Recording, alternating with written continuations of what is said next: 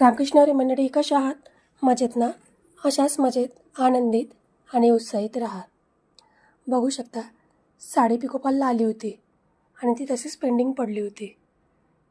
तर साडी पिकोफॉल करून घेतली. फॉल लावायच्या अगोदर तिला धुवून घ्यायची आणि छान प्रेस करायची. त्यामुळे ती जागासुद्धा सोडत नाही आणि झूलसुद्धा पडत नाही. आणि छान व्यवस्थित पिकोफॉल करून घेतली. आणि बघू शकता, एका हाताने तिला प्रेस करायची आणि दुसऱ्या हाताने हात शिलाई मारून घ्यायची. साडी कडक असल्यामुळे थोडा त्रास गेला, पण छान बसली फॉल. बघू शकता किती व्यवस्थित फॉल लागली आहे ते. थोडं प्रेस केलं की ती येऊन जाते धागे ओढलेले. आणि बघू शकता, अगदी घरच्या घरी साध्या पद्धतीने आपण फॉल बसू शकतो. मशीनवरून एका साईडनं पिको करून आणली की घरीसुद्धा तुम्ही हाताने पिकोफॉल करू शकता. आणि मला जायचं होतं थोडं बाहेर, तर मी बाहेर गेली. दवाखान्यात जायचं होतं आणि नंतर मग बहिणीकडे गेली. चहा पाणी आणि गप्पा गोष्टी केल्या.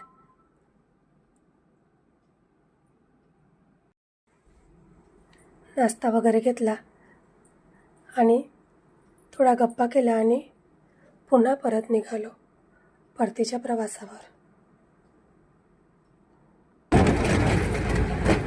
दवाखाना केला आणि परतीच्या प्रवासावर निघालो. बघू शकता किती बाहेर ऊन तापत आहे. आणि घरी मोठ भिजू टाकली होती आणि छान तिला कोंब आले होते. संध्याकाळी टाकली होती आणि सकाळी तशीच चाळणीत ठेवून गेली होती. घरी येईस्तोवर छान तिला कोंब आले होते. आणि आता उन्हाळ्याचा टाईम आहे, थोडं जेवणासोबत तोंडी लावायला छान वाटतं.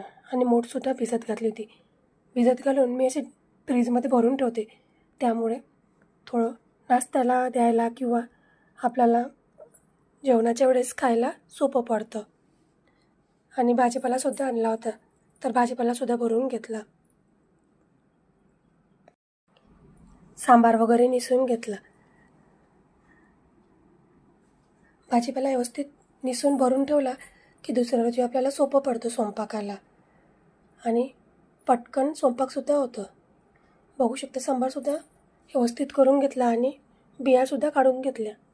दुसऱ्या रोजी भाजी करायला अगदी सोपं आणि झटकापट आपला स्वयंपाक तयार होतो.